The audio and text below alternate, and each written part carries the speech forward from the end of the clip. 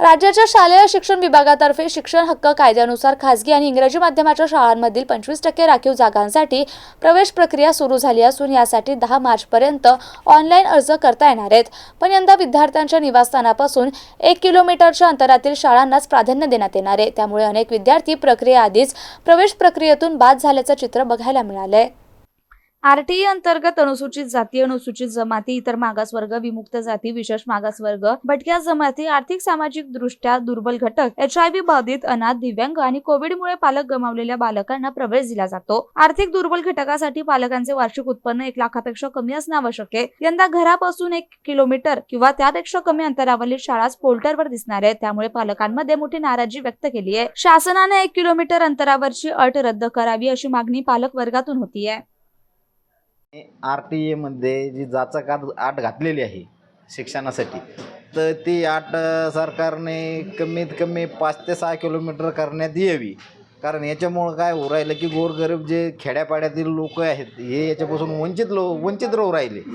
आणि वंचित असल्यामुळे त्यांचं काही कमीत कमी माझं गाव खोदीतून 5 किलोमीटर आहे, तर तिथून आमच्या मुलांना शिकण्यासाठी आसपास कुठेही शाळा नसल्यामुळं त्याच्यात सरकारने आमचेच खुद विद्यार्थी वंचित राहू राहिले. कारण पाचोड हे आम्हाला गावापासून 5 किलोमीटर अंतरावर आहे.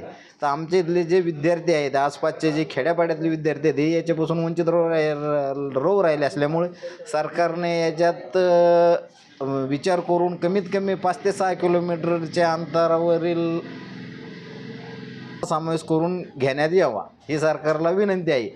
आणि जर त्यातलं नाही जर होत असलं तर याच्यापासून एक तीव्र असं आंदोलन उभा करण्यात येईल पालकांकडून. RTE 26-27 या वर्षाकरता सरकारने जी अट घातलेली आहे की 1 किलोमीटर अंतराच्याच घर पाहिजे. तर या अटीमध्ये बरेचसे लोक बसणार नाही, खेड्यापाड्याचे लोक बसत नाही आणि जे गावचे प्रॉपरचे लोक ते सुद्धा बसणार नाही. तर यापासून बरेचसे विद्यार्थी वंचित राहू राहिले आणि त्यांचे आर्थिक नुकसान होणार आहे. दररोज किती विद्यार्थी जे आहेत त्यासाठी फॉर्म भरण्यासाठी तुमच्याकडे येतात? रोजचे 50 ते 100 लोक येतात, पण वापस चालत ते बरेचसे लोक. त्यापैकी 10 लोकांचेच फॉर्म होऊ राहिलेत आणि बरेचसे लोक निराश होऊन चालले आहे. कारण त्यांनी ऑलरेडी खर्च केला, डॉक्युमेंट काढून ठेवलेत, तर ते खूप नाराज आहेत आणि ही अट शासनाने रद्द करावी अशी पालकाची मागणी आहे. आणि मला फॉर्म भरायचा आहे मुलासाठी, तर त्यानं सरकारनं अट अशी ठेवलेली आहे 1 किलोमीटरच्या आतमध्ये. मी माझ्या गावामध्ये असूनसुद्धा मला फॉर्म भरण्याची अडचण येत आहे आणि मी प्रायव्हेट शाळा काही शिकू शकत नाही माझ्या मुलाला, कारण माझी तेवढी परिस्थिती नाही आहे.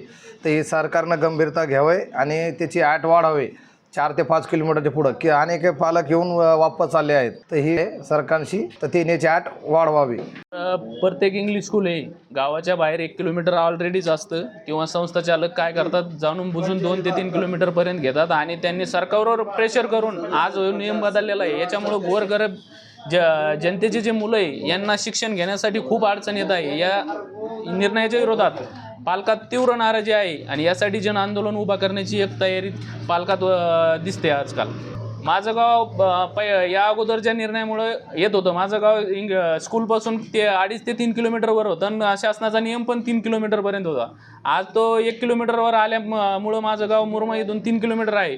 पण आता तो नियमात बसल्यामुळं गोरगरीब विद्यार्थ्याला ॲडमिशन करायला किंवा हा फॉर्म भरायला अडचण येत आहे.